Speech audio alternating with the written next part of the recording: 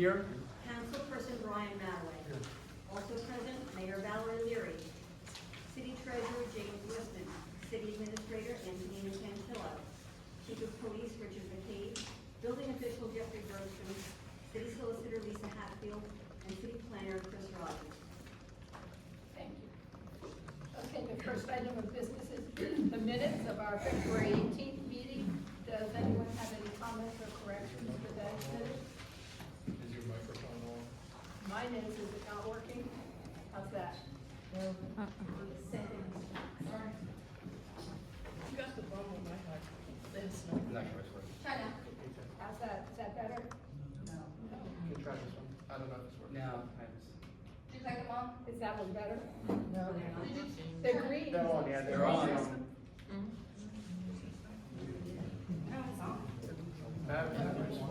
Yeah.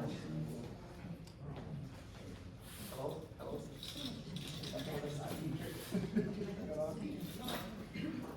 Okay, I'll try to speak loudly while Ms. Cantillo checks this out. The minutes of the February 18th meeting, last month's regular meeting, does anyone have any comments or corrections? Council President, I Yes. just have one, please. Sure. If I may, on page 12, about middle of the page,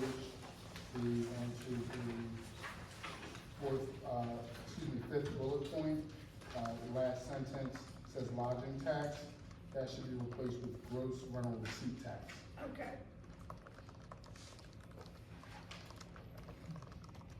Can you test your mic, please? Testing, testing. Nothing.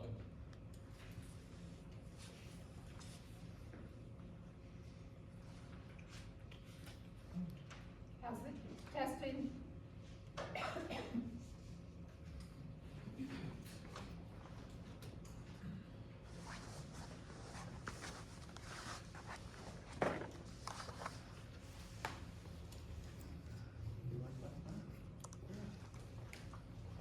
One more time? Testing. They're on, I'm just not sure whether. I'm sorry. Yeah, you wanna check the one that's phone? Charge. Yeah, they're, Yeah, they're on full battery. yeah.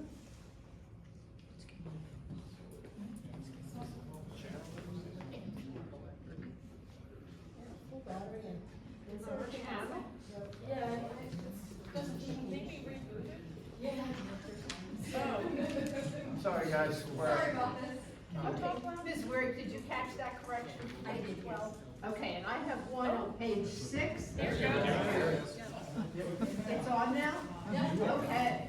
On page 6, the, fifth bullet point, oh no, sorry, that was page 4. On page 6, the fourth bullet point under the Chief McCabe's report, it says Saturday, March 1st, it's the attack addiction. The annual attack addiction run. I can see how that could have gotten garbled in translation. Any other comments or corrections? Then do I have a motion to approve the minutes as corrected? Motion approved. Second. All in favor? Aye. The minutes are approved. And then we have minutes of a special meeting on February 19th. Fairly simple because it was executive session. Are there any comments or corrections to that? Is there a motion to approve? Motion to approve. Second. All in favor? Aye. The minutes are approved. Sorry, I'll just make myself abstain since I was absent from that executive session. Oh, okay. So Mr. Zabaka is an abstention for the minutes of the 19th special meeting. Okay, our next item is a presentation from the Board of Health. Ms. Gallagher, thank you. Thank you. In 2024, the Board of Health met only twice. Unfortunately, as a small board, it's sometimes difficult to have a quorum. Can you hear me? Gotta get it right up there, huh? Despite only meeting twice instead of 4 times like we usually meet, we did complete the following. We had some articles from the Board of Health published in the weekly in 2024. One was on tick-borne diseases, another was on RSV, and I can't remember what the last one was. Updated our section of the code so that we have more flexibility and membership may more accurately reflect today's changing healthcare environment. Two long-standing members of the board, Dr. Joe Viola and Ellie Green, chose not to continue on the board in 2024. Thanks to Mayor Leary, we now have two new board members, Jamie Majewski and Susan McLaughlin. Both individuals joined us for the first time in our fall meeting. Just so you know, our board currently consists of a physician, two nurses with public and community health background, a mental health and substance abuse professional, and a paramedic. We have no openings at this time, and that's sort of an embarrassment of riches on that Board of Health, I must say. Our members stay up to date on community and public health issues in a variety of ways, mostly through vetted online sources.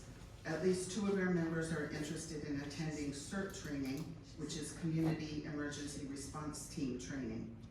That's usually offered through Newcastle County, and I just checked their website a couple days ago, and there are no dates currently posted on that at this time. Of our 5 members, 1 has had FOIA training, that's me, and the remaining 4 are interested in attending a FOIA class, especially if it's offered online. So far, we found the guidance from Antonina Tantillo to be invaluable. We are interested in exploring what activities other health boards in towns our size are involved in and think she can help with that. Community input to determine what our residents feel is important to them would also be useful in guiding our direction. We are currently exploring statewide data sources to see what information we can glean from those, but may consider a resident survey in the future. Besides the guidance and support from Ms. Tantillo, having the code enforcement officer back with us to discuss his or her activities will be helpful once that individual is on board. For 2025, the Board of Health plans to focus mostly on community mental health issues while still remaining alert to emerging threats which might affect the health and well-being of our community members. Right now, that includes watching developments related to avian flu and measles. In addition, we want to interact more collaboratively with other groups and or events in the city. We hope to offer a community health fair, possibly in late summer or fall, and possibly in conjunction with one of the blood drives. We'll also continue to seek opportunities to write articles for the weekly. And that's it. Any other stuff is in my report, and you can have it. Thanks for the opportunity to share information about our Board of Health, and we appreciate your input and your interest. Well, thank you for your work and your whole committee. Any questions from council for Mrs. Gallagher?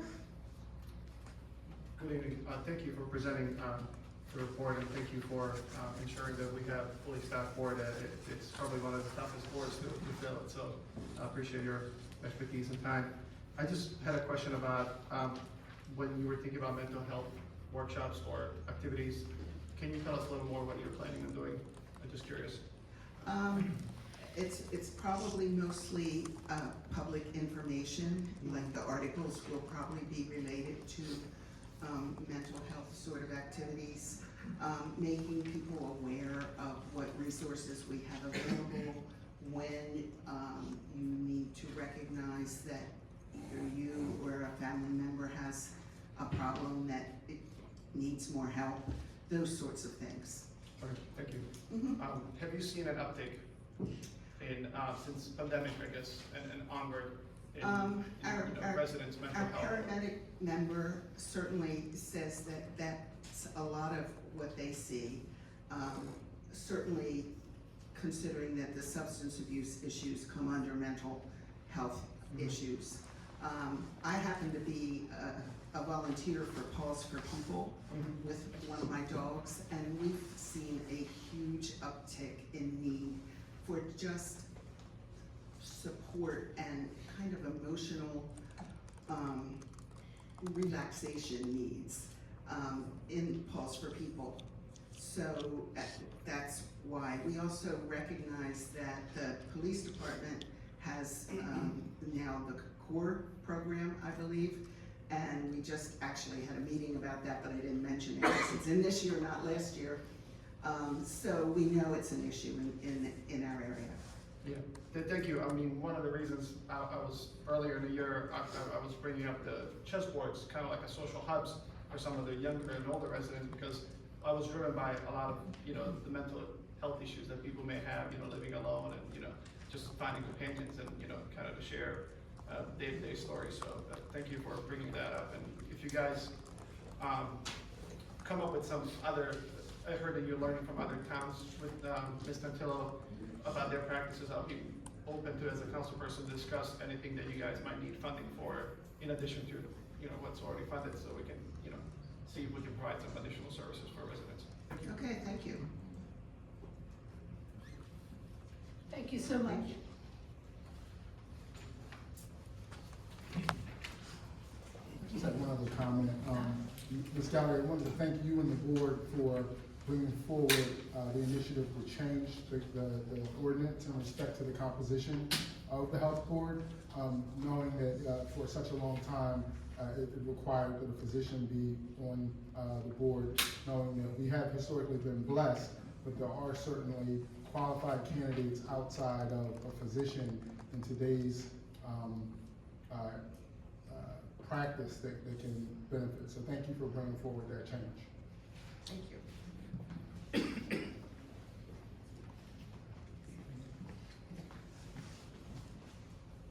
Okay, Mr. Wissman, the treasurer's report. Yes, ma'am.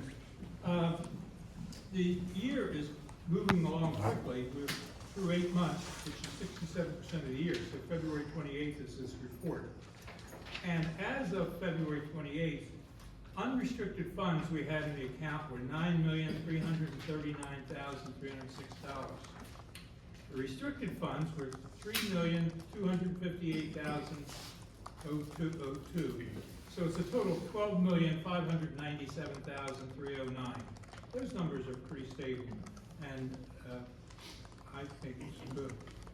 The year is 67% over. Our revenue side, we've collected 69% of our projected revenues, with the property taxes being the large number, was 100%, and a few other odds and ends, but we're in good shape financially on collecting our money. On the expense side, we've incurred 61% of our annual budget of $4,257,886, and our total budget is $7,027,788. So it's 67% of the year is through, and we've incurred 61% of our expenses. And this will change from time to time, but for the most part, I think we're in good financial health going into the rest of the year. Thank you. Any questions from council for Mr. Wissman? Okay, thank you so much. Is there a motion to approve the treasurer's report subject to audit? Second? Second? All in favor? Aye. Thank you.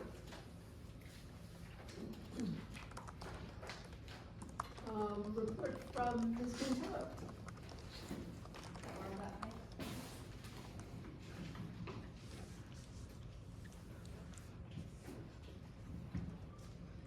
All right, good evening, everyone. Can you hear me? Okay. We have hired a new code enforcement officer. Mr. Draper comes to us from the Public Works Department. He started in his new role last week. We're excited to have him on board, and he's already begun addressing some matters of concern. We look forward to the great asset he'll continue to be to the city.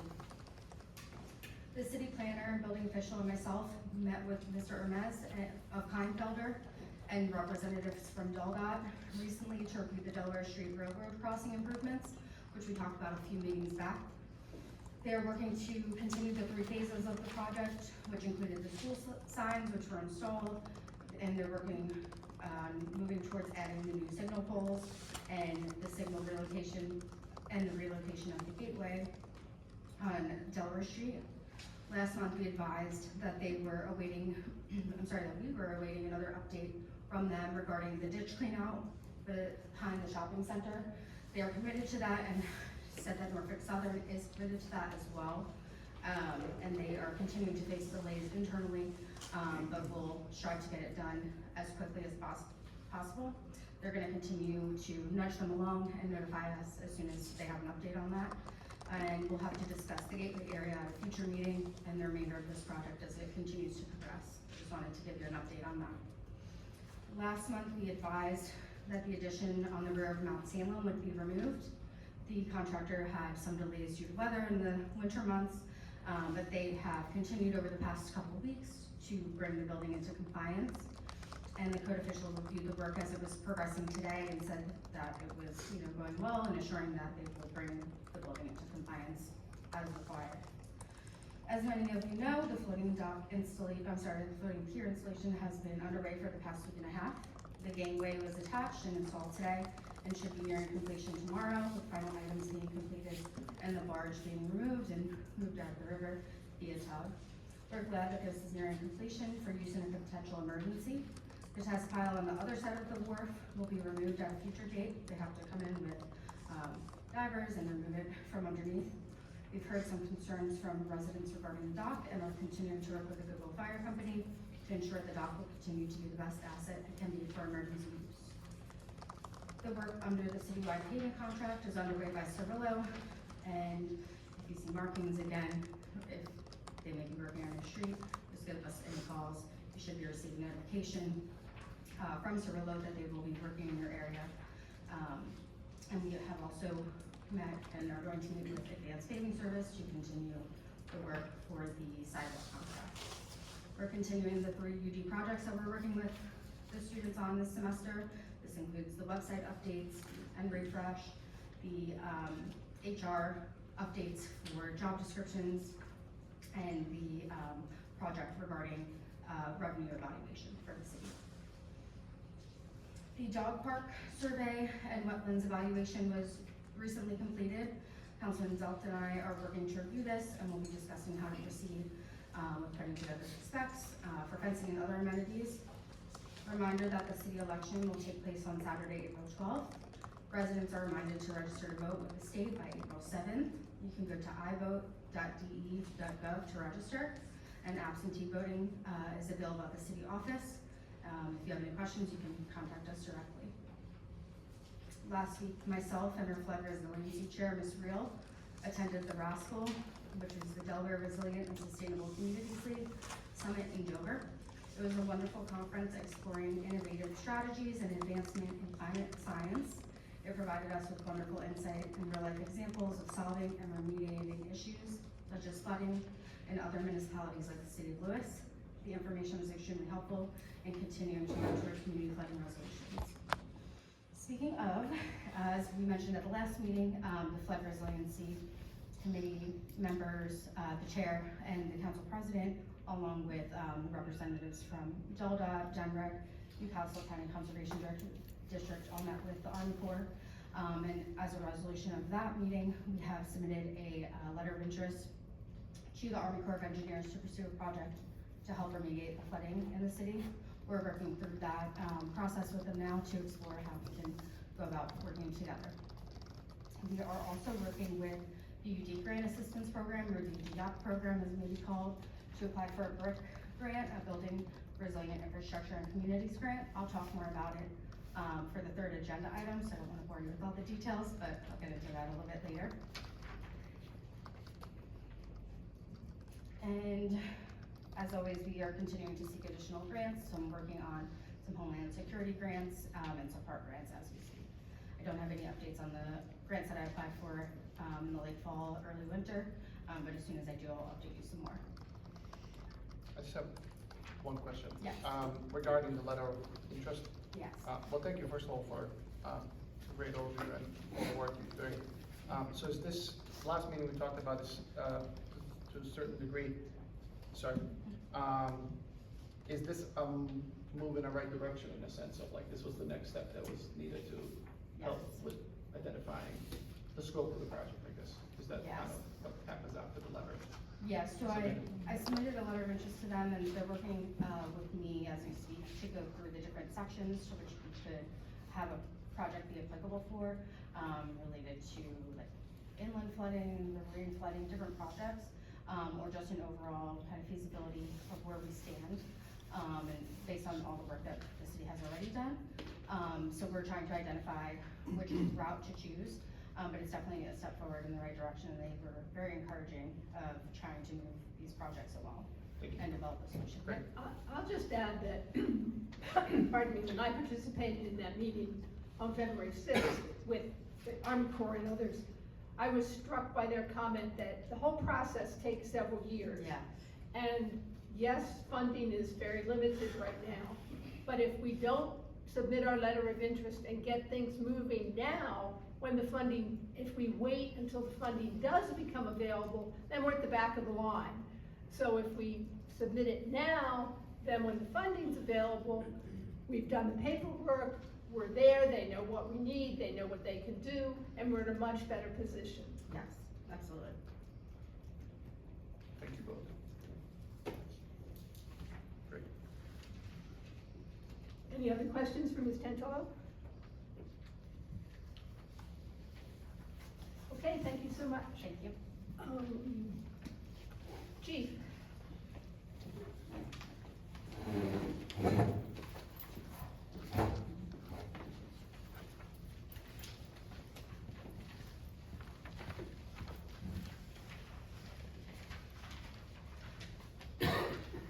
Good evening.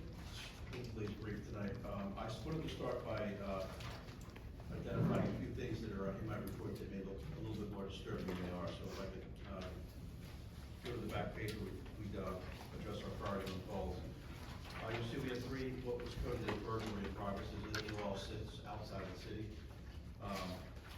There's domestic with weapons. You saw three of those. One actually ended up being a suicidal person. One was an assist out, and then the third was an actual domestic involving a hatchet where we made an arrest. You'll see a person with a gun complaint that was unfounded. A robbery that happened that ended up actually being a shoplifting that went bad. So a suicidal person with a weapon that actually was a suicidal person, but they weren't armed. So it looks a lot worse than it actually is. Some of these just never got recoded. We did make last night. I just put this out on Facebook too. Yesterday, one of our officers assigned to the FBI Delaware Violent Crime and Safe Streets Task Force apprehended one of the suspects that was involved in a May 2023 robbery at the Shell. So we knew there were two suspects, both robbed their victim at gunpoint. Our detectives identified them relatively quickly, but locating them was challenging. So one was located last October and arrested, and then the second yesterday. During the course of the arrest, he fled on foot. Our detective caught him. He was armed with a fully loaded handgun, taken into custody after that, and then committed into Gator Hill with a pretty significant bail. So that's all I have about this month. I just wanted to clarify, did you say the domestics in process were all outside the city too? No, one domestic was outside. One was actually turned into actually a suicidal person, and then one was a legitimate domestic where we made an arrest. The suspect was armed with a hatchet. Thank you. Thank you.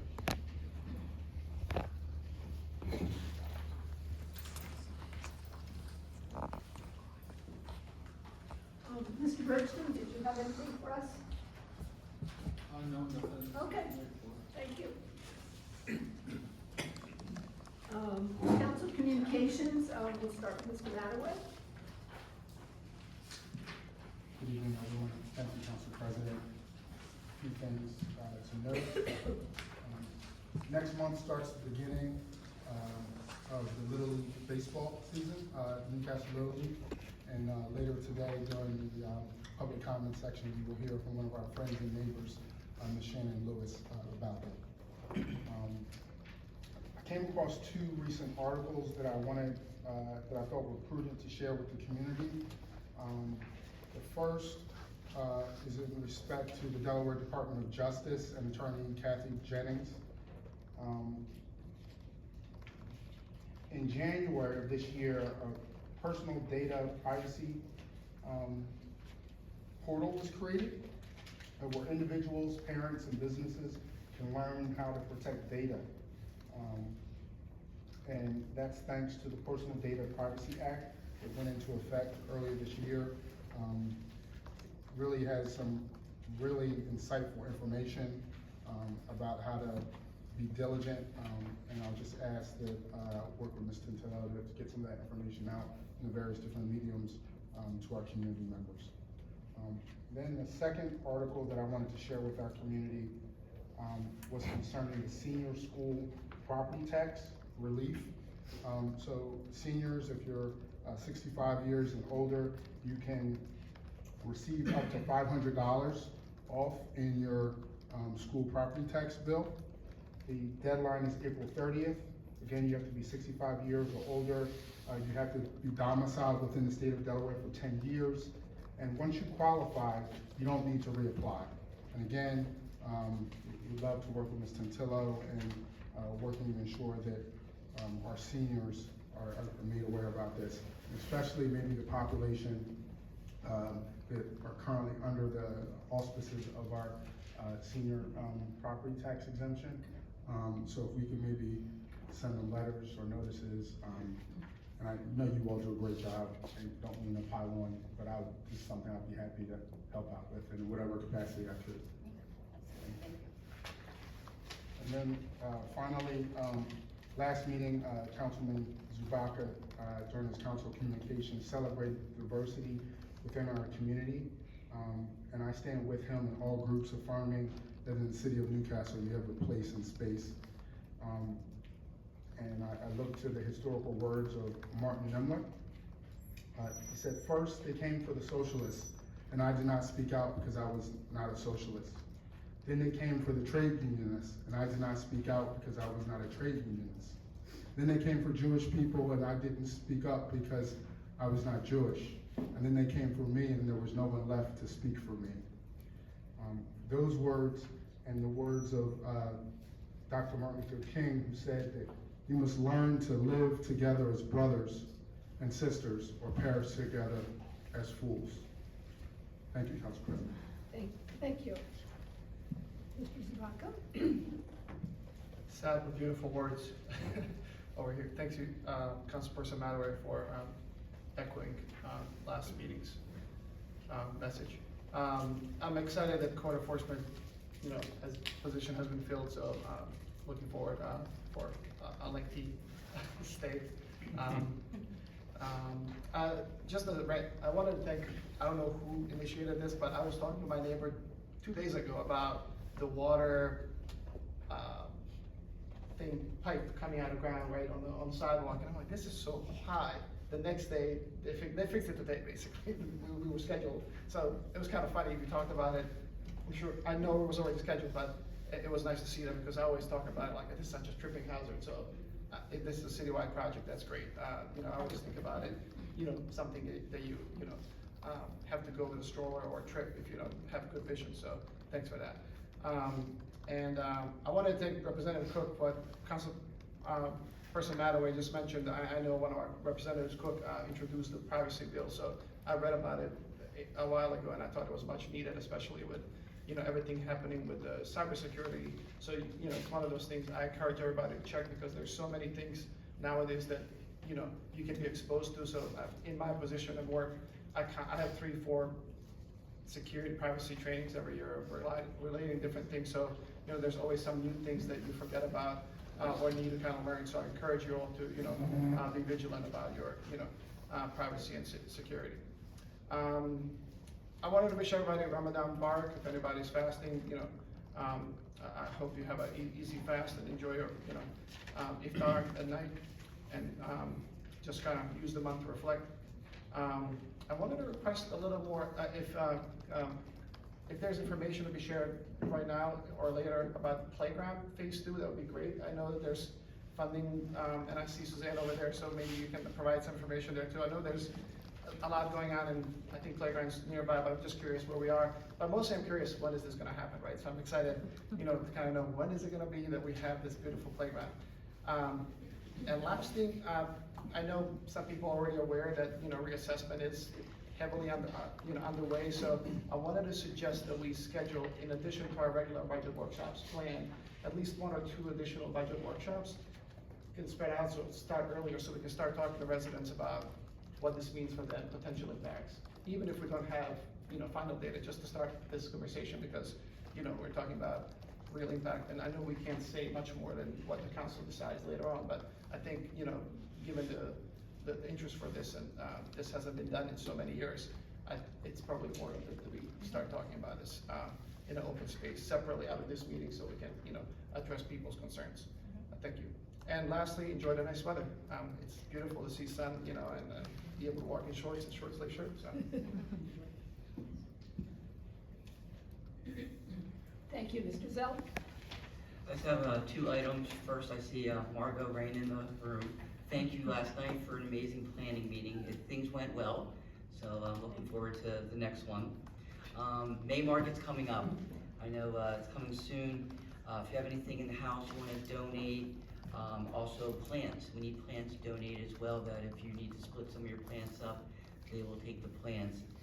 You can drop them off on May 1st at the Arsenal, and then May Market is May 2nd and 3rd.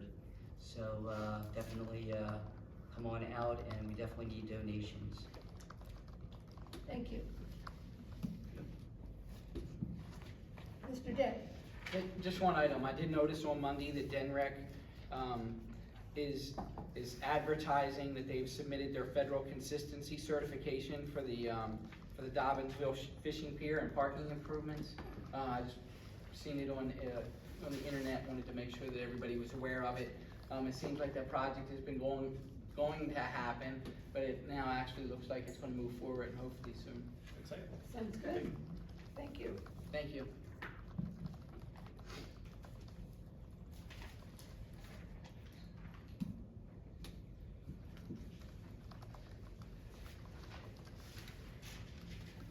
Okay. And I only have one thing tonight. Pardon me. We've all heard about avian flu, and Ms. Gallagher mentioned it as part of something the Board of Health's keeping an eye on. And some have wondered if the many Canada geese we see around town could be infected. The good news is that at least so far, only snow geese have been found to be infected, according to the Delaware Division of Fish and Wildlife, who monitors this for us. I walk in Battery Park nearly every day, and I haven't seen any snow geese this winter. Some years we've had a few, but not this year. They're pretty easy to spot because they're white, and our Canada geese are brown and black, so the white ones kind of stand out if they're here. We still need to be careful, though, around all geese and avoid coming into contact with their droppings if we can. The Fish and Wildlife advises, please don't feed the geese or other wildlife if you see them in the area. The Delaware Fish and Wildlife website has a lot more detailed information for minimizing risk, like for hunters and others, and for things people can do to discourage wildlife from congregating around your home or other areas, particularly if you have a pond or something. If you do notice a sick or dead goose in one of the city parks, please call the city office. The staff will take any necessary action, including calling Delaware Fish and Wildlife. Fish and Wildlife asks us to report if anyone cites 5 or more dead or sick birds in the same location. Pardon me. Their phone number is 302-735-3600, extension 2, and that number's on their website, so you don't have to memorize it tonight. And finally, if you do see a sick or dead geese on private property, please call Fish and Wildlife directly. We would also appreciate if you could advise the city in addition to that, so that we can keep track of the numbers.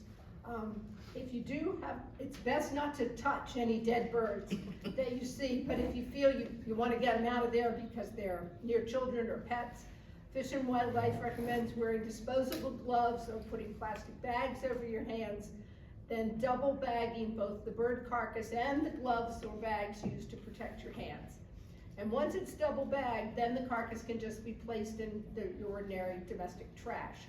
And then, of course, wash your hands thoroughly after you do this, even though you've worn the gloves or bags.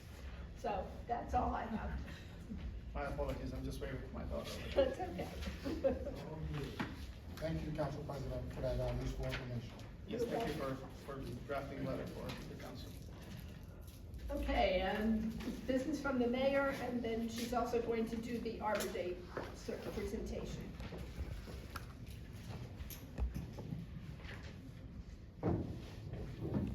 Good evening, everyone. Just following up on what we've been doing this last month, I met with Superintendent Josh Bowles for the National Park Service to see what may be affected for our national park in Delaware. It's not good news if the funding has been significantly reduced, and if it is passed, then it's likely he'll have to lay off around 15 people who are employed here. I met with Antonina Tantillo regarding wayfinding and wayside exhibits. The wayside exhibits are several years old. Some of them are a little faded, a little scratched. And in Newcastle Community Partnership, we'll be taking care of replacing those. We're also looking at the wayfinding exhibits. There's 3, possibly 4 with the city map on it. And we're just gonna recheck the city map. We need to add a couple things, take away a couple things, and then we'll look at getting those done. Tomorrow, Council President Souter and City Administrator will be traveling to Washington, D.C. for Hill Day to meet with our representatives, Coons, Blunt Rochester, and McBride. Looking forward to a good day of meetings, a tour of the Capitol, and a nice lunch afterwards with all of the legislators who are going down there. I'd like to give thanks out to Mark Lorenz, who lives on the Strand and Harmony. At the end of Harmony Street, there's an area that was significantly overgrown. He started working on it, picking up the trash, kind of doing what he could to pull weeds and everything, and we mentioned it to the city administrator, and she reached out and had Public Works come out there with a tiller and everything, and it's cleared. There's nothing there, but it looks really good because there are no weeds or anything else there.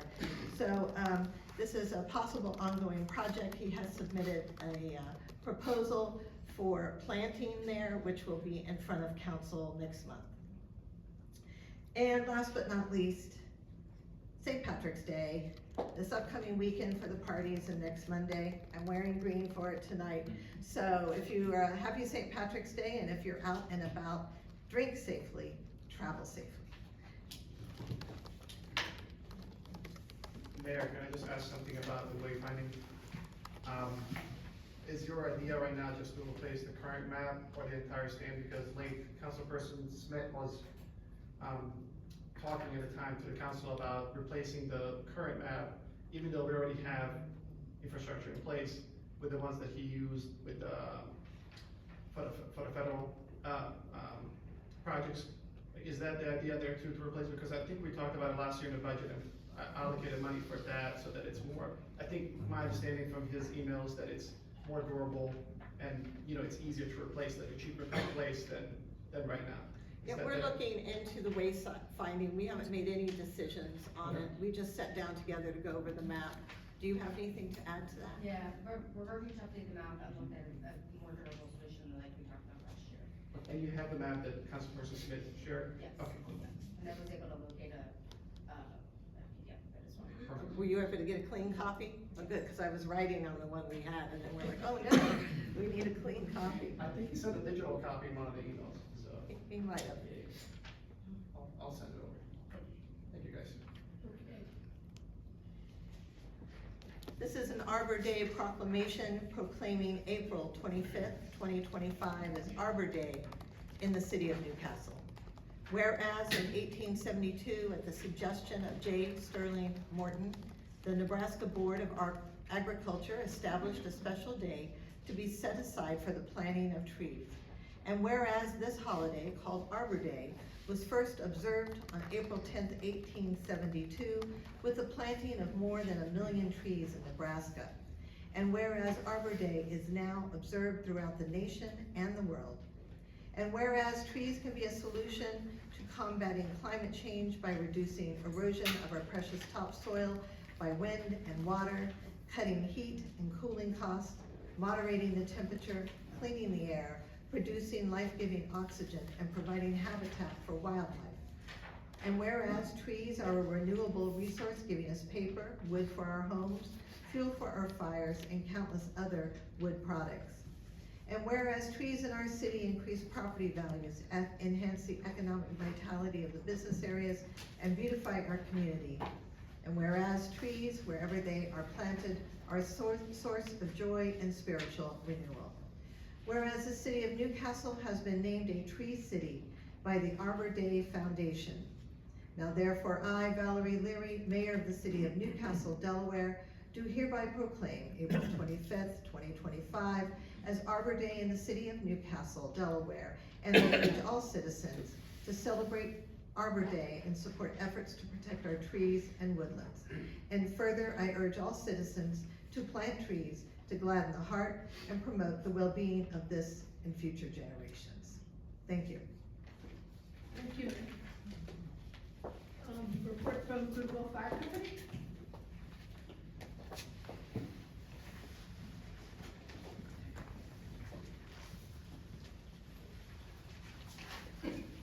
Good evening, everyone. Good evening, everyone. Attached to your report should be our February 2025 review. As a total, we have 181 EMS incidents over the span of the month and 72 fire rescue type incidents. So another steady month. The numbers are about par for this time of year. And if do you have any questions on the report, Council? Any questions?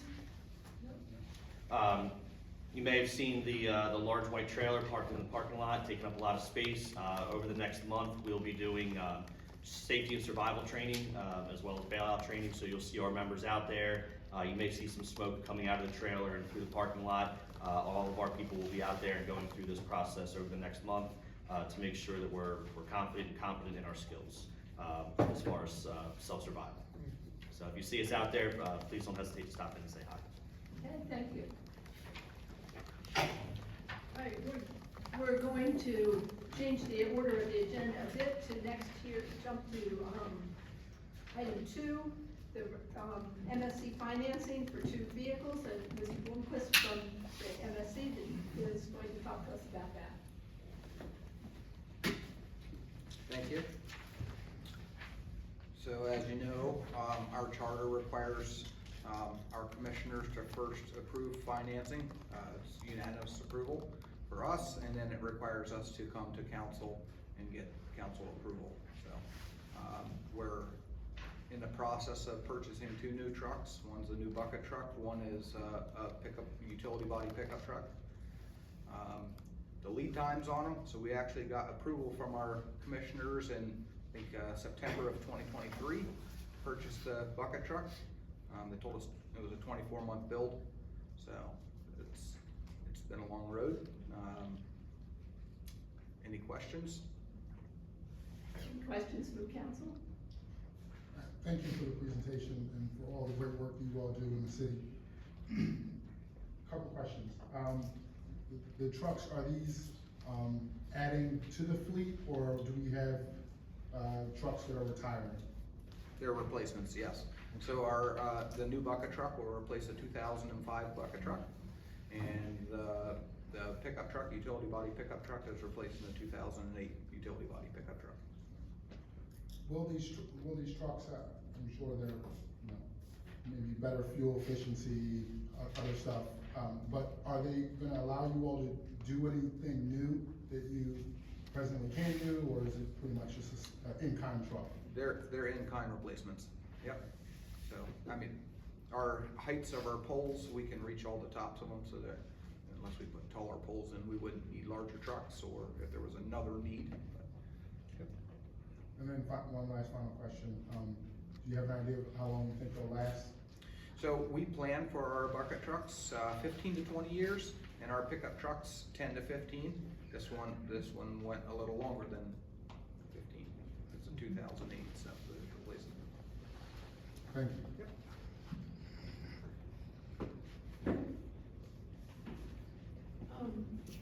Because we took this out of order and before public comments, if any member of the public has a comment on this agenda item only the MSC item, they may ask it now, and then we'll do general public comments after this.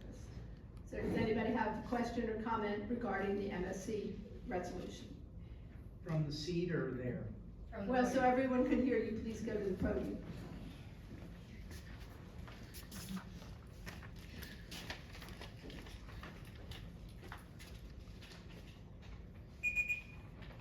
Phil Gross, 1301 13th Street.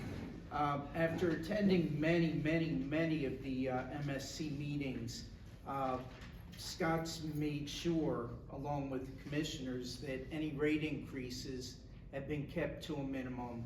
And I've seen how they've tried to extend the life on the vehicles. So the vehicles are, again, from going to the meetings or attending them,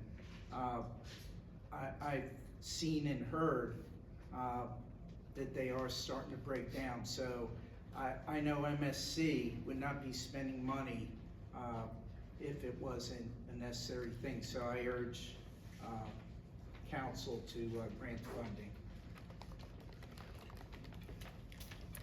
Thank you. Any other comments on this issue? Okay, thank you, Mr. Blomquist. Is there a motion to approve, oh, I'm sorry, I need to read Resolution 25-19. A resolution to approve MSC financing the purchase of 2 new vehicles through M&T Bank. Whereas pursuant to the Municipal Services Commission, MSC, Charter, Section 3G, the Commission, upon unanimous approval of the Commissioners and following approval by resolution of the Council of the City of Newcastle, is authorized and empowered to borrow sums of money in accordance with the additional provisions provided therein, subsections I through X. Whereas the MSC budgeted for the purchase of the vehicles to be financed. Whereas the MSC solicited bids from financial institutions for financing of the purchases. Whereas the M&T Bank provided the most advantageous financing terms. Whereas the Commissioners voted unanimously to approve and proceed with such financing not to exceed $485,000 at their February 2025 meeting. Whereas the Council of the City of Newcastle has determined that the financing complies with the provisions of Section 3G of the MSC Charter and has no other objections to the MSC proceeding with such financing. Now therefore be it resolved that the MSC has approval from the Council of the City of Newcastle to proceed with completing the financing of vehicle purchases through M&T Bank. Is there any discussion from council on this issue? I just wanted to commend you for keeping vehicles, in operation for 20, 17 years respectively. I think that's amazing. So my car doesn't go that well. But I've been thinking here this whole time. But anyways, my only question was, as you said 2 years ago that you started this process, is the 485 the updated number? I presume yes, because you just approved it in February. We just wanted to make sure that we're not here a couple months later when this is, and the number needs to be updated. Sorry, I didn't ask that earlier. So the 485 is the number that was budgeted for and is currently still the correct number. That's all good. Thank you. Appreciate it. Any other questions or comments from council? Motion to approve resolution 2025-19. Second, from Mr. Zabaka, all in favor? Aye. The motion's approved. Thank you, Mr. Blomquist. Thank you.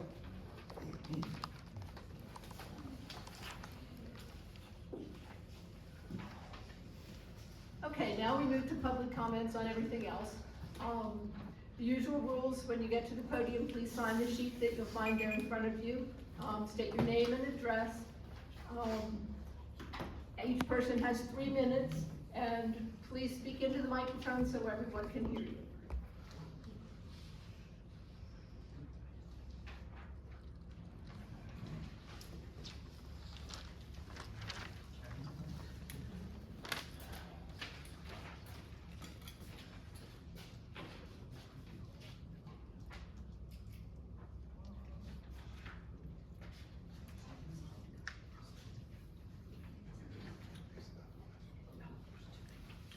Phil Gross, 1301 13th Street. First, I want to quickly remind council about trying to work with the trustees or whoever's responsible for picnic benches out in the Battery. Let's not wait till September. Let's get them out, please. Next, as far as flood resiliency, you don't have to spend $9,000–$10,000 a year to apply for grants.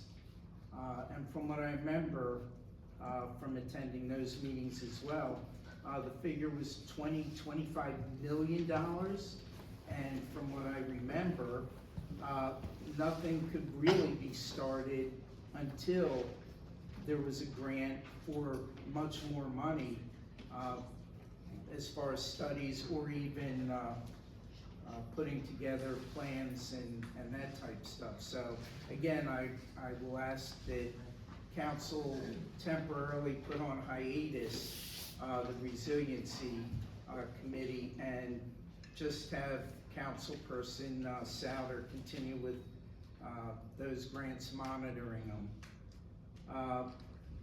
In regards to the election, I think it's time for new, tried and true people to run and win the election. So again, my opinion is we need to start fresh.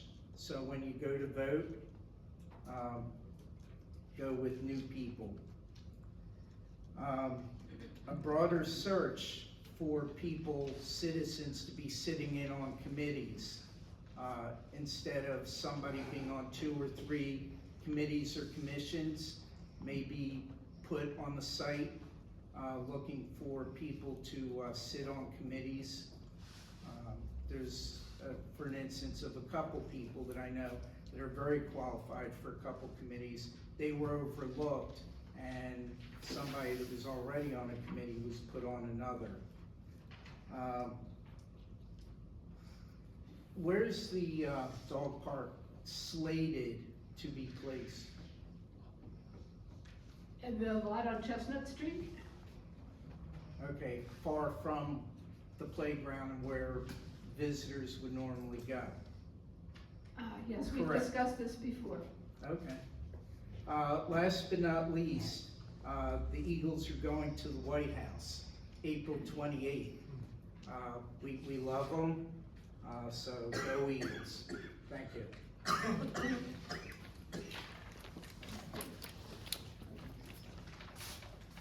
Suzanne Swift, 16 West 4th Street.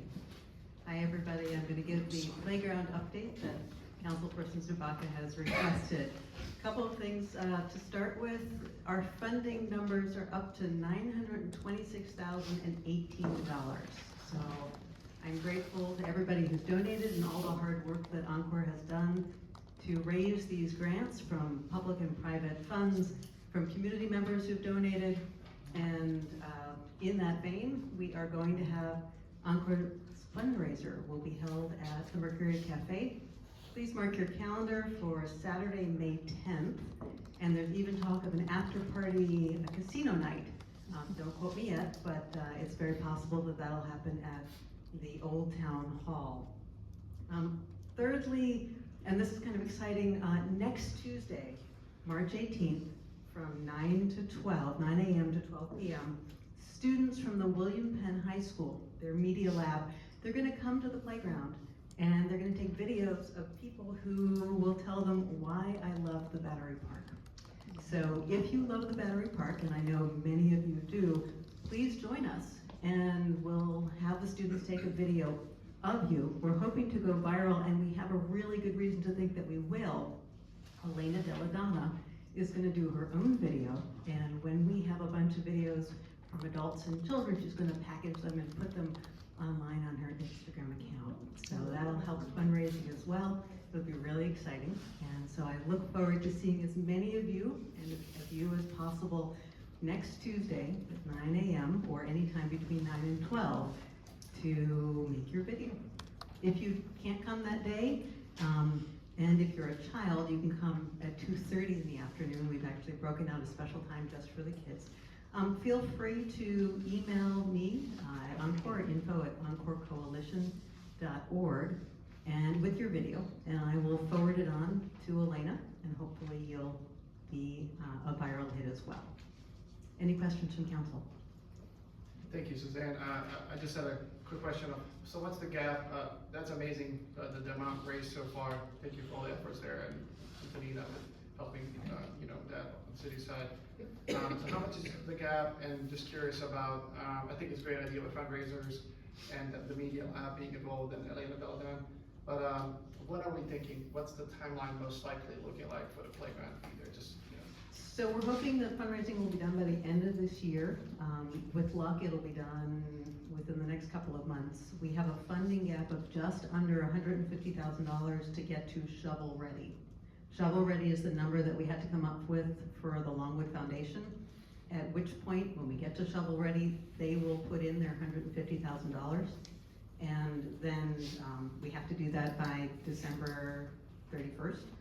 The Welfare Foundation, who have told us that they would give us $75,000, we have to get to our full funding, which is $1.2 million, so that gap is $280,000. They may be a little flexible on that, we'll have to find out. And what is their deadline for the?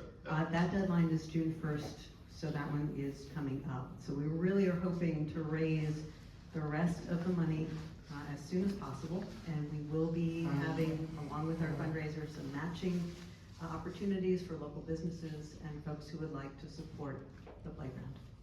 Thank you. Any other questions? I hope you'll all join me for the fundraiser. Thank you. Thank you. Thank you. Any other comments tonight? Okay, and then Dr. Padman is next.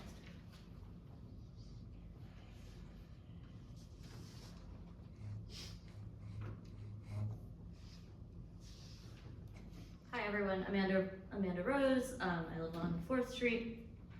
I am just approaching council with an idea that was discussed and presented with other members of the community regarding public comments of potentially not having to present your address. We mentioned data and privacy earlier.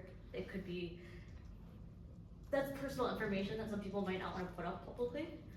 So that could be something to consider, maybe not having to request that people state out loud. Possibly they could put it on a sign-in sheet that you guys keep privately still. But just something to consider with that. And then also, after talking to other community members, some people have suggested possibly moving public comments towards the end of the night after new business is discussed. Simply because sometimes, we're reading the resolutions that are coming from you guys ahead of time, but we don't really know everything yet, or we want to hear more from council about the information before being able to comment, and also be able to ask questions relevant to it after we hear what you have to say. So just some things to consider. Okay, well, I'll just say that in the past, when public comments were at the end, people complained, well, that means we have no input into council's decision. Because if we've already voted on the resolutions before public comments, then we're not getting the benefit of any input that might influence our decisions. So that's the reason it is where it is. Okay. I think Okay, Dr. Pat Williams.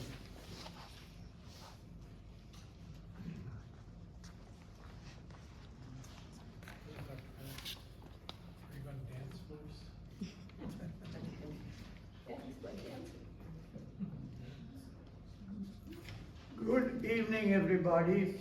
I am Soma Padmanningham, 222 Chestnut Street. I am very proud of all of you to be interested in this great city of Newcastle. I think I am proud of the elected officials for the work they have done so far, and we have an election on the 12th of next month.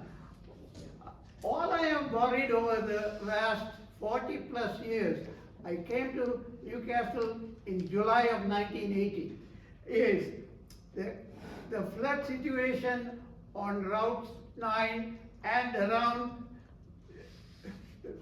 the 6th Street, where there is a little shopping center and a guy with a garage too. They get flooded, they don't have business when it floods. So I think my question to the council is, I know there have been an attempt to do something about it. This has been going on for years, but I don't hear anything positive about it. The federal government, with our elected official as our president, there was several grants given for infrastructure. Maybe the council in the last few years could have put it down that especially Route 9 and the one on 6th Street and the other Chestnut Street or whatever could have been put on so that it could be a priority over the years. That is one. Number two is Delmarva Power is really out of people's money, I think, in my judgment. There was a write-up on the last weekly about it, but I don't know what the council can do about the fantastic bills from Delmarva Power. And the other thing is about the battery park. I just heard there are 15 employees who are going to be laid off. That is not right. I don't know what the council will make a decision. We have a very good situation of the trustees there to help us out. I hope they make some decisions. And the final thing is, what I wanted to say is about the taxes. There have been an attempt by at least there have been comments, I read the weekly here, that there may be an attempt to raise the taxes. I don't think most of the citizens in this great city are senior citizens on fixed incomes. I don't think there should be any attempt to raise the taxes for this great city of Newcastle. Especially, we have a privileged situation of the trustees helping us all the time. With that said, those are my comments. I hope the sitting members, there are 3 of you right here who are sitting for election. I hope you all consider all these things to have an effort to make sure our city is run the right way. Thank you very much. God bless America. Thank you. Just a couple quick points. The Route 9 flooding, actually, that's all the state responsibility, not the city, because Route 9 is a state road. And after many years of us working with DelDOT to try to get things moving, it looks like something's finally going to happen with Route 9 south of town. The second thing is the Delmarva Power bills. Unfortunately, we have absolutely no control over what Delmarva Power does. They work with the State Public Utility Commission to get consent for their rate increases. The layoff of park employees that the mayor spoke of is not Battery Park. It's the federal First State National Park employees who are being laid off. They don't monitor Battery Park. The trustees take care of that. Taxes, we're not looking at changing the rate. The assessment's gonna raise. We have to wait and see how that all shakes down. I have one more question about the taxes. We are senior citizens. I heard the number $500 about the school tax maybe, but is it going to be dependent on also the amount of income you get? I don't believe the school tax one does, but the city's tax relief for senior citizens does depend on your income. I see. Thank you very much. You're welcome. Thank you, Dr. Pat Milligan. Are there any other comments? Sure. Can you hear me?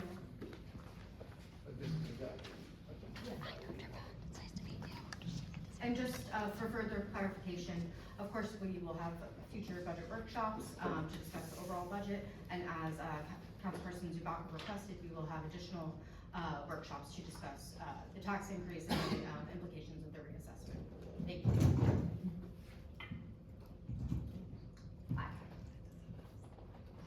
Hi, Shannon Lewis, 731 West 12th Street. I'd like to take this opportunity to introduce myself. I am the Vice President of Newcastle Little League. Right now we have approximately 160 players who are excited to start their season on April 5th. That's both baseball, t-ball, baseball, and softball. I'm here today because we've established a great Little League. We have amazing families amazing players. Our coaches are some of the best. And now our vision for the league is to be more than just a little league. We'd like to have more of a presence in the community, be more involved in the community events. We'd love to get some of our players out to some of the community events, and develop more partnerships with businesses, the council, everybody in the community. We want our players to know that they don't just represent us on the field, but also off of the field. Most of them are local to the city of Newcastle. So we're trying to develop not just baseball and softball players, but well-rounded citizens of the community. And we want them to know that the community is an important piece in their lives. Our president has been able to apply for and receive over $200,000 in grants. Last year, we were able to purchase lights for our softball field. With those lights, we've been able to host multiple tournaments. That's brought in a lot of outside business for us. It's brought a little more attention to our league. This year, we have received a grant to raise the fences on our fields. The fences are not as high as they're supposed to be. So right now we are in the process of getting those fences raised, moving backstops for some of the fields. We are currently in need of sponsors for our league. We have multiple sponsorship opportunities and levels. There's team sponsoring, there's sign sponsoring. We also are in need of some field help. We have a lot of work to do on our fields to get them ready for our opening day. This includes moving a pile of dirt and some rocks in our parking lot that involves equipment that we don't currently have access to. So if anyone is interested, we are run completely by volunteers, 100%.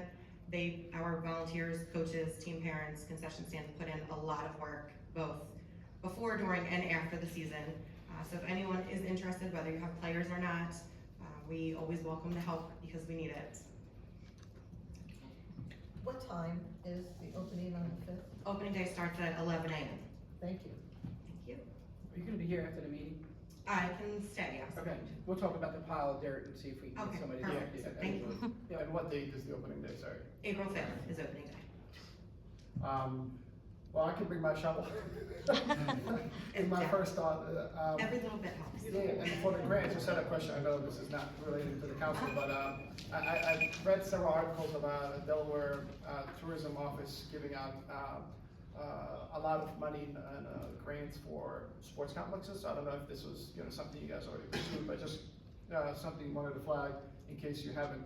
But I think they started last year or year before that, so I was actually wanting to talk to trustees about that area in general, because I know they had some plans of revitalizing the field and stuff, so I thought it would be a great opportunity for that area to, get some uptick in, new fields, and, so just something to think about if you guys haven't already.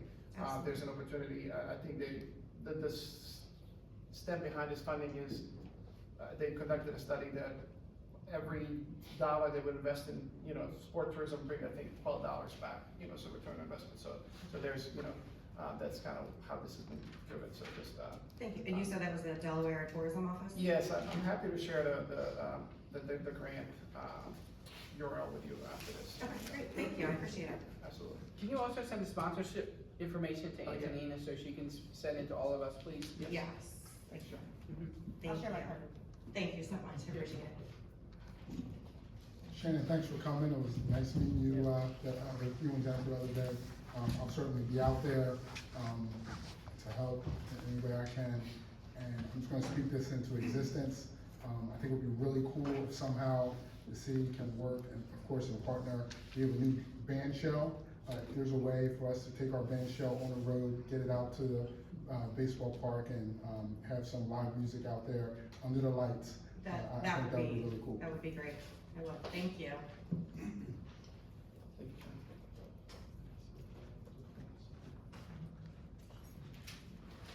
Thank you. Mr. Miller?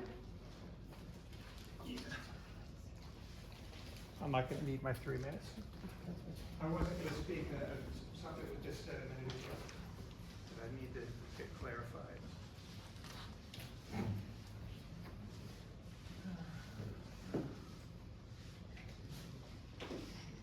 Rob Miller, East 3rd Street. Yeah, concern taxes.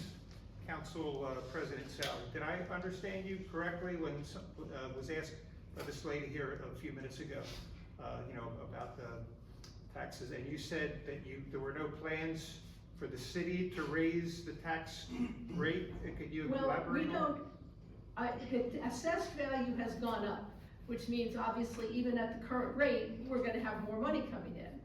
And what the state requires us to do, once we get the final assessed values, is look at what the rate would have to be to bring in the same amount of money. Okay. And then move from there to determine if we need to change how we might need to change the rate. Okay. So at a higher assessed value, it's possible that instead of our current 1.2, I have no idea what the numbers are, but maybe 0.8 or something. That's what I thought, that's kind of what I thought you did. And I then just we wanted to may clarify. find that, well, we need a little more income, so maybe we'll raise it to 0.9, so the rate may actually go down, but that doesn't mean people would pay less taxes, because of course the assessed values are higher. But until we get that final information from the county, it's Right. impossible for us to make any kind of And decision. that's still gonna be a while, right?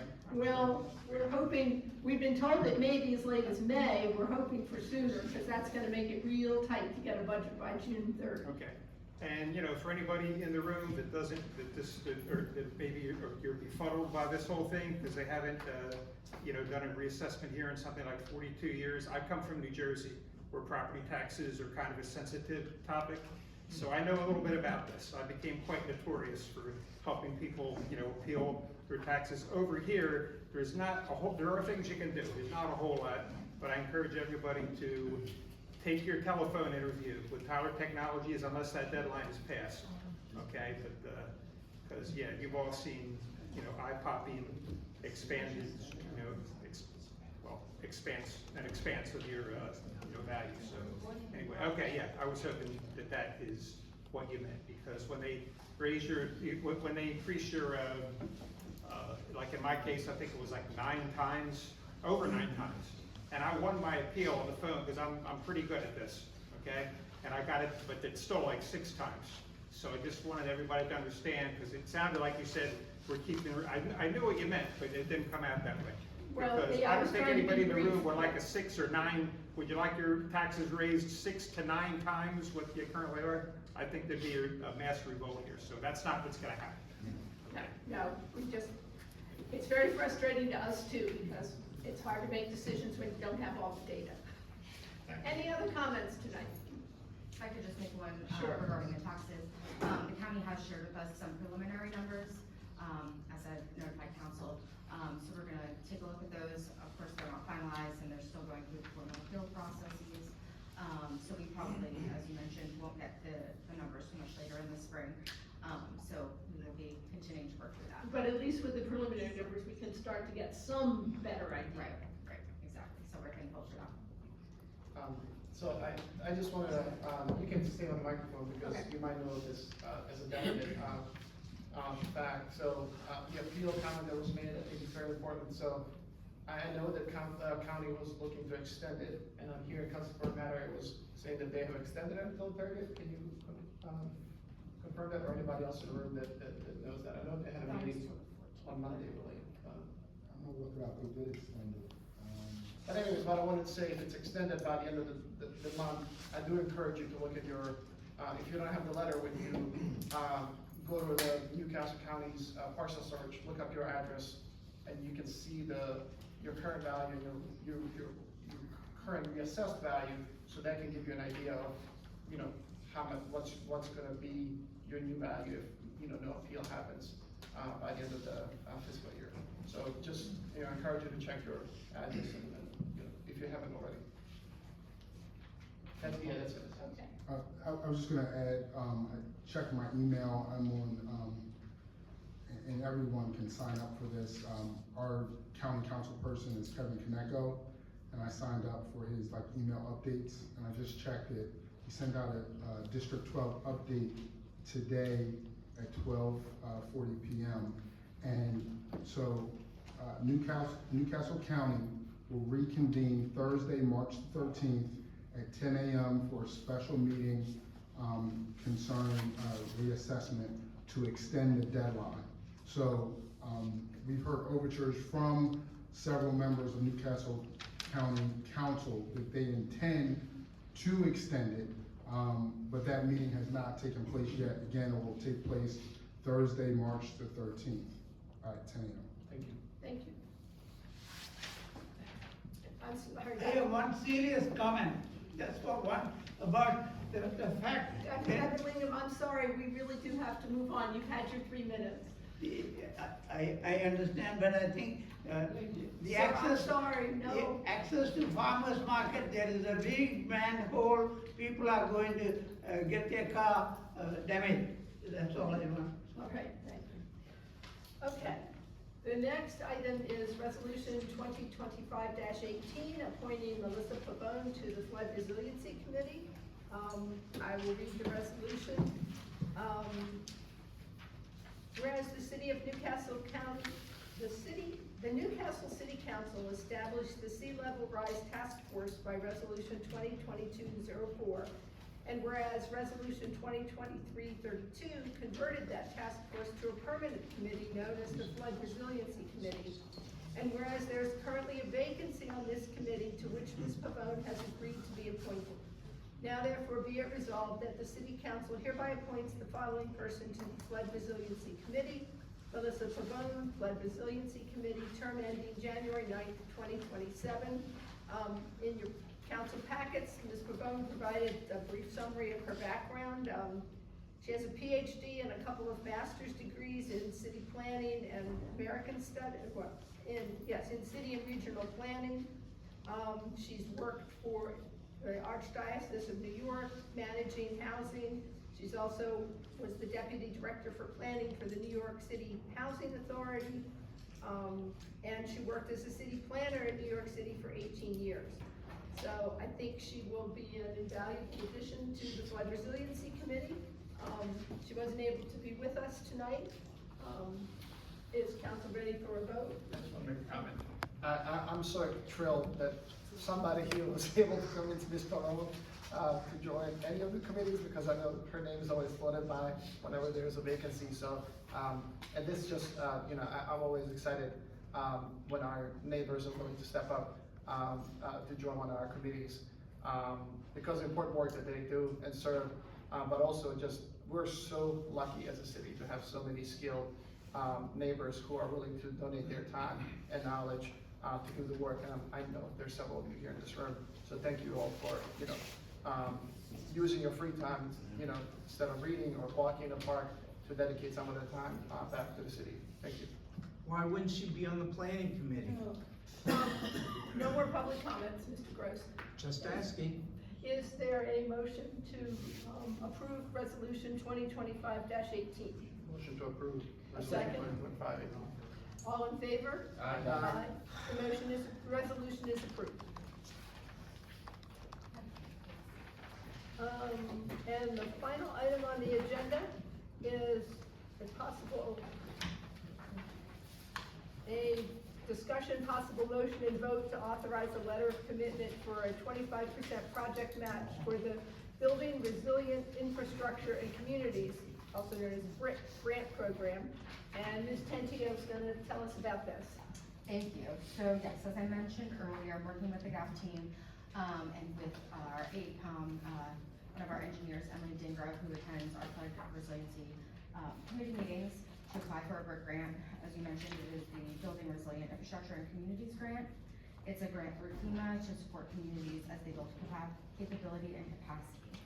So we're focusing on a grant application to evaluate the studies already conducted to evaluate the feasibility of raising Army Creek and Porter Marsh, Broad, and Buttonwood dikes to an elevation at or above the 100-year floodplain, and determine the appropriate levels for them to be raised and plan further raising, along with determining the feasibility of extending the dikes if necessary. We've done a lot of work, as previously mentioned, but a decision has not been made. So this work with this grant will help us pursue an outcome of these studies. The grant may require 25% cost share, which would require a letter of commitment with the application process. We are aiming to get the application process done by April 1st to get it sent to FEMA so that they can evaluate it before we officially submit to FEMA. So APCom has provided us with a rough cost analysis for the project of approximately $235,000, of which a 25% cost share would be $58,750. This is just an estimate. It could be more, it could be less, depending on the work. We're still, scoping out the project. I know that we have discussed working to do something to resolve flooding for a long time. And we've talked about potentially using some ARPA funds or some other funds that we have to dedicate to these types of projects. So in addition to the grant application, I would like to submit a letter committing us to the 25% grant match or cost share. And of course, I'll continue pursuing other grant opportunities to help us with this 25% match, but I would like to, continue pursuing this grant and commit to up to a 25% match. Do you have a rough idea of how much money we're talking about? Yeah, so if AECom's rough quote is $235,000, it would be about $58,750. So the 230 is the total, and the 58 would be our roughly 25%. Correct. Which we could possibly raise from other grants. Correct. Okay. And, this is just a letter of commitment. We don't know if we're going to get the grant. So there's a bunch of things up in the air, but I did want to have this discussion with you preliminarily as I'm pursuing this grant opportunity. And is there a deadline for this application?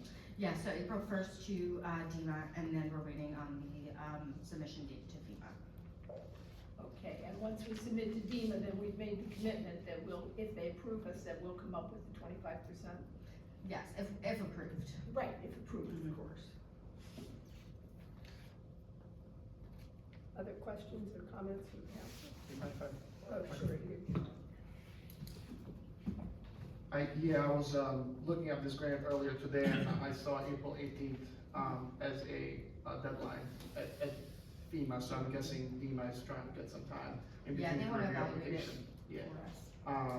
Yeah, I was looking at that as well as the prior recipients. One of the neighbors talked about, the flooding being one of the big issues, and we absolutely as a city, I think, take this very seriously. It's probably one of our top 3 priorities, if not the top priority. So there's a lot of different ways we're looking at this. So thank you for looking into this. My biggest question is, how does this differ from the grant that was already approved? I know it's on hold, but what's the work that's being done here that wouldn't be done with that grant? That's my clarification. I don't know if this needs to be addressed by somebody, by AECom here, but, just So curious. this is one portion of that NRCS grant that was approved. That grant is still in limbo because of the federal funding limbo that they're in. They don't know if they will be able to give us any funding. So with the Flood Resiliency Committee, we've been trying to find other means of funding to at least do some or all of the work. They have talked about it at a couple of their meetings that because we don't know if we're even going to get this funding, which was a much larger amount than this project, in the millions, that we should definitely try to continue working our way to figuring out how to resolve some of these issues. So let me, so I have a couple other than follow-up questions. If we were continuing the grant that we already received and we were kind of already studying on that, hypothetically, would we be pursuing this as well? Would this be another, no, okay. So the only question that I have is about the other grant is, so I applied for, my whole position is funded by grants. Right. Most of them federal grants and private foundations.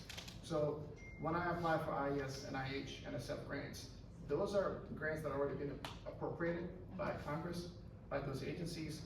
So I'm just confused how, I understand the money can be on hold, but the grant that we applied for and got approved for, that money was already put aside, I guess, in a prior year. So I know that right now we can have a freeze, but I guess I'm confused, how is there no money that was already set aside, let's say, 3 to 5 years ago, I don't know when this particular program was set aside. So I would like you to reach out to the program person overseeing this grant to just inquire about that, because that, nobody goes out and says, hey, go apply for grants and then we look for money. It's the other way around. We set aside X amount of money, people apply, and then we say, based on the funding we have in applications, this is these are the recipients. Yes. So that's just how it works. On my end, that's how I know how these grants work as well. So just wanted to see if we can do a little more digging on the larger grant that we received to get a sense of, you know, we understand it's a whole, but, you know, this was already approved, and I don't see any DEI here, you know, in that grant. I mean, this is not something that should be stripped down. Like, I had my research grant Yeah. taken away because it was, you know, racial equity grant, for example. That, I understand. I don't think the flooding falls there, so like, I'm, Right. you know, So we have reached out to Diane Gregg, who's the new, representative for the state, and this was even prior to the Trump administration. And at that point, she still was unsure if we would get the funding at the time, and President Sauter was on the call with me. She had, basically said that the funding for Delaware was already distributed. So, and they didn't know how much more they would get to continue pursuing our project. So I will reach back out to her and get further clarification. But at the time when we spoke to her, it was like October, November. She was still unsure if this would get funded. Sorry, President. okay, go ahead. So then is the money then at DEMA or Denmark at that point? I'm guessing DEMA probably would be responsible about it, and we just need to get it from DEMA, because it's earmarked for this project. I wouldn't assume it's given to the state to spend without noting the grant ID. So it was through the MRCS. I don't know that it went through DEMA or FEMA. The NRCS is part of the US Department of Agriculture. Okay, agriculture, okay. And we were accepted into the program, which is not the same as being given a specific grant. So no, as I understand it, no money was specifically like earmarked for Newcastle. It's, we were accepted into the program, and that's the first step. But then everything's kind of ground to a halt since then because of the change in the way grants are handled through the federal government. And also, Ms. Gray told the head of this NRCS, Natural Resources Conservation Service, that's what that stands for. She's the head of that in Delaware.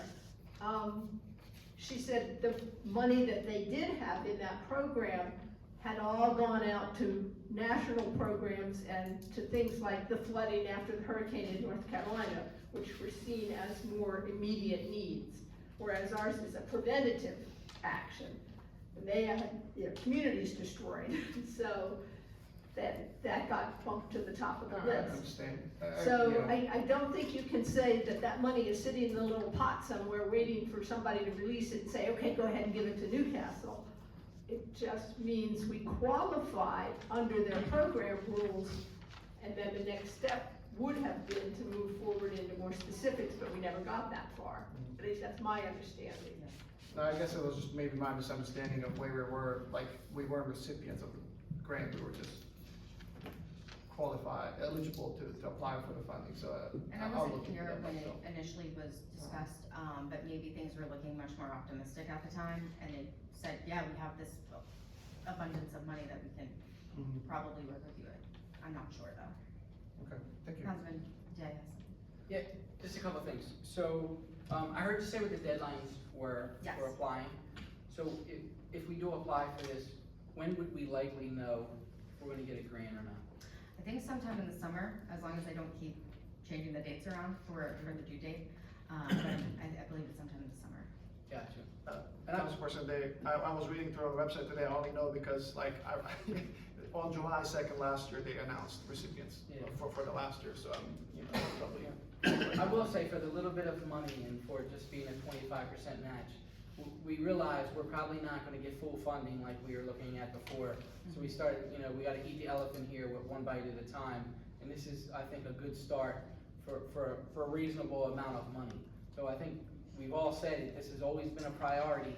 And we really, it would be nice to see us move forward. Thank you. And if we got this, then given that it probably wouldn't be announced till July, it'd be in the next fiscal year anyway, so it would, Correct. we'd Sorry, have to, we'd have to accommodate that when we do the fiscal 26 budget. Correct. Yes. I have a couple questions if anyone else is coming. And this is maybe a question for Chris or perhaps Mr. Bergstrom. In respect to this type of grant application, the thought that, we'll be given one possible solution, or could there be like multiple options, like A, B, or C, in terms of, potential path forward? Yes, sir. Well, just the same as we had done this, same sort of a process, and when shovel ready, when Superstorm Sandy hit, we got all our dikes raised up to 8.5 feet. We had spent, a couple of decades getting to that spot where we could, in fact, be ready to rebuild the dikes. And when the gates opened and money came, we were ready for the first 4 dikes in town, and actually, we added one down south where there was an environmental issue.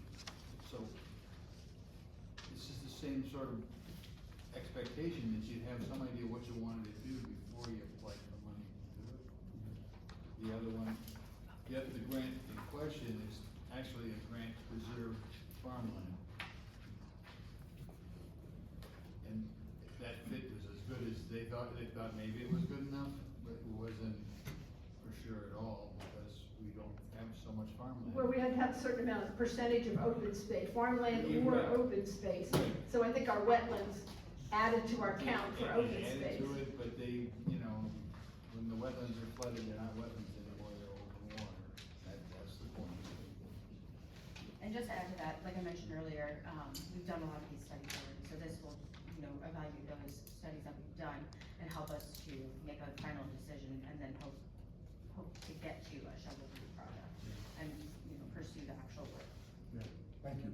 The pretext to that question was, because we get results back, wondering, does it then just move forward, or would this be something that would be shared with the community in a planning commission type of meeting, or a city council session? Just wondering, like, how do we make sure we communicate that and engage all residents throughout the city, but more specifically, those residents around those broad dikes area, whether it's Button Wood or Broad Dyke, et cetera. So that was the full context, wondering, like, okay, we get it, and then what happens next? Absolutely, and part of that scope, for the AECom work is to include public meetings, with the council, with planning, or with flood committee, so yes, that work will certainly.